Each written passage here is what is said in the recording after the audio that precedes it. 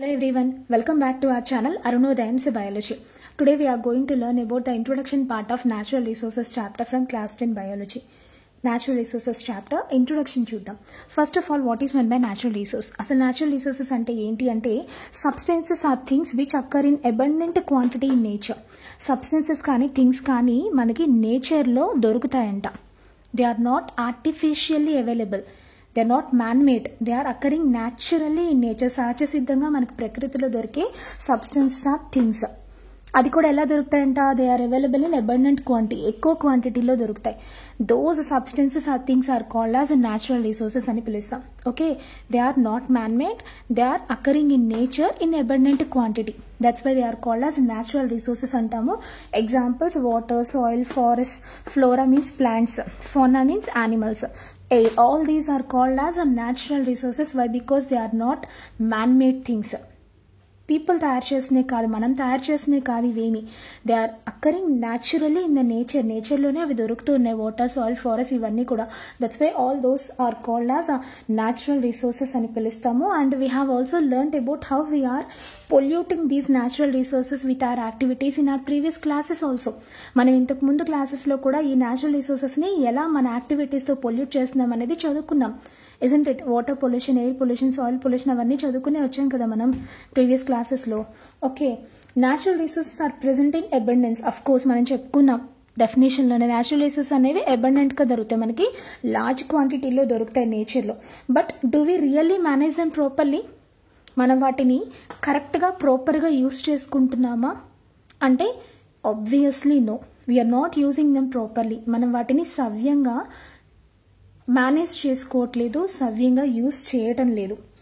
ఏం చేస్తున్నాము? With our activities మనం మిస్యూజ్ చేయడం వల్ల ఏమవుతుంది అంటే because of our human activities and efforts, మనం చేసే పనుల వల్ల these natural resources are getting polluted. ఇవన్నీ ఏమవుతున్నాయి? పొల్యూట్ అయిపోతున్నాయి. సో అందుకని ఏం చేస్తున్నామంటే in this lesson we are going to learn how our activities are polluting these natural resources. మనం చేసే యాక్టివిటీస్ వల్ల ఈ న్యాచురల్ రిసోర్సెస్ ఎలా పొల్యూట్ అవుతున్నాయి, ఎలా ఎఫెక్ట్ అవుతున్నాయో చదువుతాము.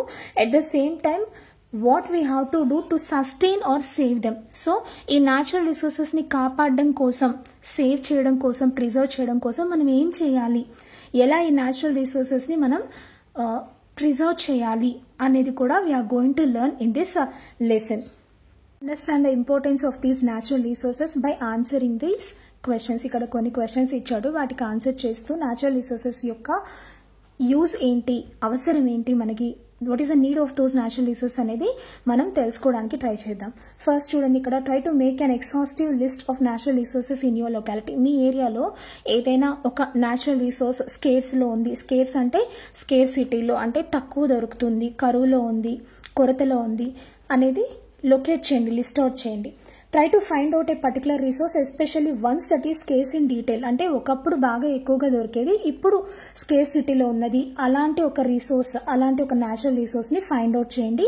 అండ్ ఈ క్వశ్చన్స్కి ఆన్సర్ చేయమన్నాడు. First question, which resource in your locality is scares. So మన ఏరియాలో ఏ రిసోర్స్ తక్కువగా ఉంది అంటే చాలా ఎగ్జాంపుల్స్ చెప్పుకోవచ్చు. ఫర్ ఎగ్జాంపుల్ ట్రీస్ చెప్పుకుందాం. Trees are also one of the best example of natural resource కదా, they are not man made. So trees, how does it affect you? So trees తక్కువ అవడం వల్ల మీరు ఎలాంటి ఎఫెక్ట్ ఉంది మీ మీద అని అడుగుతున్నాడు. సో ట్రీస్ తక్కువ అయితే ఏమవుతుంది?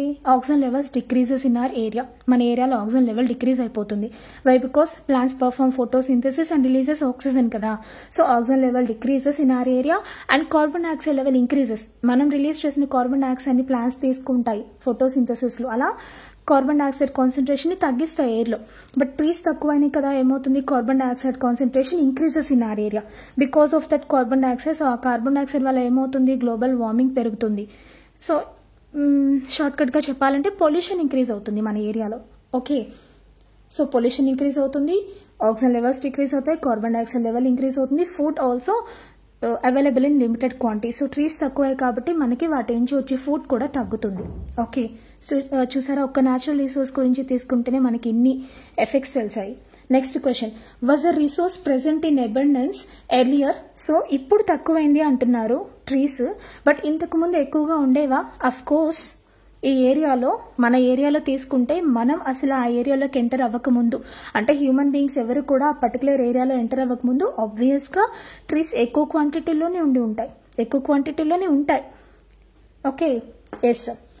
Next, how did it became scarce over the years? మరి ఇంతకుముందు ఎక్కువ క్వాంటిటీలో ఉంది, ఇప్పుడు ఎందుకని స్కేర్స్ అయిపోయింది, ఎందుకు తగ్గిపోయినాయి అంటే because of human settlements and constructions. ఏం చేసాం, మనం ఆక్యుపై చేసాం ఈ ప్లేస్ని. మనం సెటిల్ అవ్వడానికి చూస్తున్నాం ఈ ఏరియాలో. సెటిల్ అవ్వడానికి చూసి ఏం చేసాము, ట్రీస్ అన్నిటిని కట్ చేసి మనం కన్స్ట్రక్షన్స్ చేసాం, అపార్ట్మెంట్స్ అని హౌసెస్ అని కట్టుకున్నాం. సో దానివల్ల ఏమైంది, ఈ న్యాచురల్ రిసోర్స్ అనేది ఇంతకుముందు అబండెన్స్గా ఉండేది, ఇప్పుడు స్కేర్స్ అయిందన్నమాట. Next, what can you do as a step towards saving the resource? So ఇప్పుడు ఈ ట్రీస్ అనే ఒక న్యాచురల్ రిసోర్స్ని సేవ్ చేయడం కోసం మీరు ఏం చేస్తాము, వీ కెన్ కండక్ట్ ర్యాలీస్. మనం ర్యాలీస్ని కండక్ట్ చేయొచ్చు. We can create awareness to people about the importance of plants ట్రీస్ని పెంచడం వల్ల ఉండే ఉపయోగాలు ఏంటో మనం ర్యాలీస్ కండక్ట్ చేసి ఏమైనా అడ్వర్టైజ్మెంట్స్ కానీ పాంప్లెట్స్ని కానీ వేసి మనం పీపుల్ని ఎడ్యుకేట్ చేయొచ్చు. Okay, and we have to plant more number of trees. So ఎక్కువ నెంబర్ ఆఫ్ ట్రీస్ని మనం పెంచడానికి ట్రై చేయాలి. And we have to take care of already existing trees also. Already ఉన్న ట్రీస్ని కూడా ఎలా సేవ్ చేయాలి, అవి ఎవరు కూడా కట్ చేయకుండా, అవేమి కూడా డ్యామేజ్ అవ్వకుండా మనం వాటిని ఎలా సేవ్ చేయాలి అన్న విషయాల మీద కూడా మనం కేర్ తీసుకుంటే ఆబ్వియస్గా ఏమవుతుంది, ఇంతకు ముందు స్కేర్స్లో ఉన్న ఆ న్యాచురల్ రిసోర్స్ మళ్ళీ అబండెంట్ క్వాంటిటీకి వచ్చే ఛాన్స్ ఉన్నది. Okay, so that is about our introduction today. We have learnt about natural resources definition చూసాము and examples చూసాము, how human activities are affecting them అనేది చూసాము. సో ఒక natural resource example తీసుకుని దాని గురించి 4 questions వేసుకున్నాము. సో వాటికి ఆన్సర్స్ చూసాము.